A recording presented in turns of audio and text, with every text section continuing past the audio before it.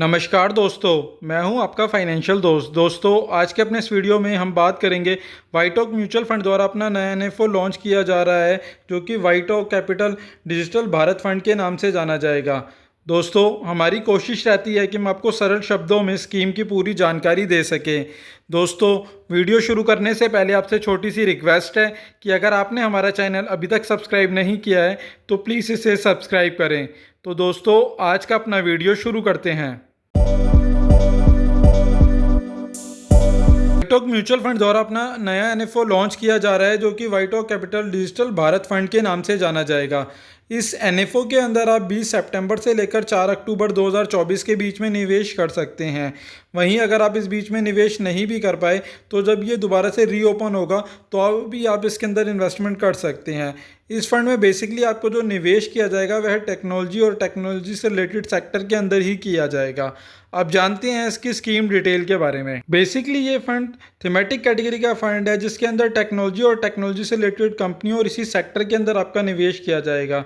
Major बात करें तो उसके अंदर IT services, consulting and IT infrastructure के अंदर मेजर फोकस रहने वाला है। वहीं अगर इसके सब सेगमेंट की बात करें तो उसके अंदर मेजरली मीडिया और मीडिया से रिलेटेड इंफ्रास्ट्रक्चर, वहीं telecommunication, electronics, semiconductor, industrial tech कंपनियां, वहीं engineering and research and development firm, वहीं इंटरनेट सर्विसेज में जैसे ई कॉमर्स हो गया, फिनटेक हो गया, टेक्नोलॉजी प्लेटफॉर्म हो गए, वहीं न्यू एज बिजनेस से रिलेटेड कंपनियां हो गई, और आईटी और हार्डवेयर और सॉफ्टवेयर से रिलेटेड कंपनियों में बेसिकली निवेश रहने वाला है। आज दुनिया में अगर आप वर्ल्ड वाइड देखेंगे तो सबसे ज़्यादा मनी ट्रांजैक्शन भारत के अंदर ही होती है।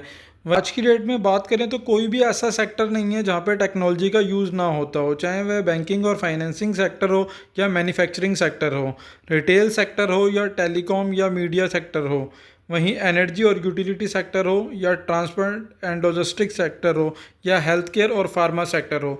कोई भी ऐसा सेक्टर नहीं है जहाँ पे टेक्नोलॉजी का यूज़ ना होता हो, और आने वाले सालों में इसमें कमी आने की कोई भी संभावना नहीं है, इसमें बढ़ोतरी होने की ही संभावना है। बात करें वर्ल्ड वाइड टेक्नोलॉजी से रिलेटेड कंपनियों की, तो जहां 2004 में केवल टॉप 10 कंपनियों के अंदर केवल एक कंपनी ही आती थी, माइक्रोसॉफ्ट।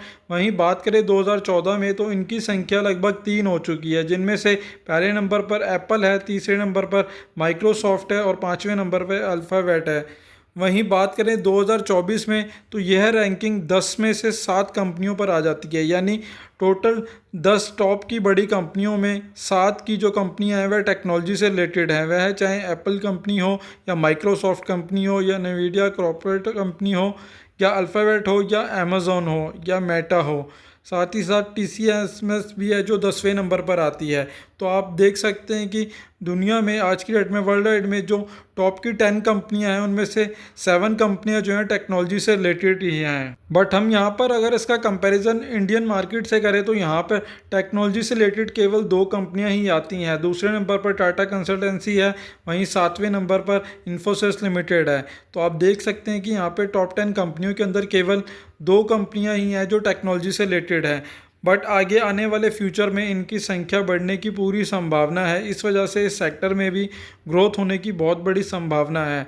बट ये एक थीमेटिक कैटेगरी का फ़ंड है और ये थीम है, तो इस फंड के अंदर अगर आप बिगनर इन्वेस्टर हैं तो उससे आप दूरी ही बना के चलें। बट अगर आप मेच्योर इन्वेस्टर हैं तो अपने पोर्टफोलियो का कुछ पोर्शन आप इसके अंदर इन्वेस्टमेंट कर सकते हैं। बात करें स्कीम डिटेल की तो यह वाइटॉक कैपिटल डिजिटल भारत फंड के नाम से जाना जाएगा।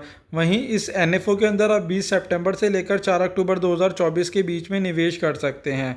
वहीं बात करें ये एक थीमेटिक कैटेगरी का फंड है, जिसके अंदर आपका टेक्नोलॉजी और टेक्नोलॉजी से रिलेटेड कंपनियों में ही इन्वेस्टमेंट रहने वाला है। इस फंड के अंदर आप लॉन्ग टर्म कैपिटल एप्रिसिएशन के लिए इन्वेस्टमेंट कर सकते हैं।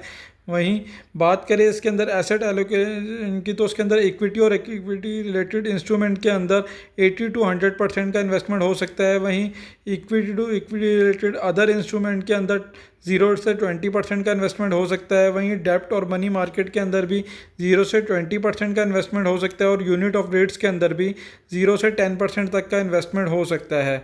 वहीं इसके अंदर आप रेगुलर और डायरेक्ट दोनों ही मोड के थ्रू इन्वेस्टमेंट कर सकते हैं। और वहीं बात करें इसके अंदर इन्वेस्टमेंट की तो आप लमसम के केस में 500 रुपये से अपने निवेश की शुरुआत कर सकते हैं, और SIP के केस में आप केवल 100 रुपये से अपने निवेश की शुरुआत कर सकते हैं।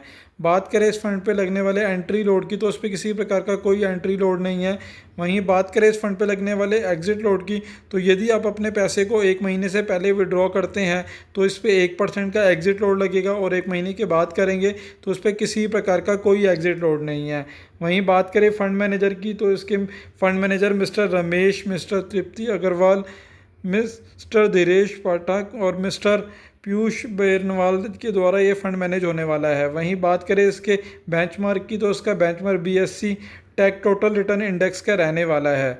वहीं अगर इस फंड के अंदर आप निवेश की सोच रहे हैं तो निवेश से पहले एक बार अपने फाइनेंशियल एडवाइज़र से सलाह जरूर ले लें, क्योंकि ये एक थीमेटिक कैटेगरी का फंड है, तो उसके अंदर हाई रिस्क और हाई रिटर्न की पॉलिसी काम करती है।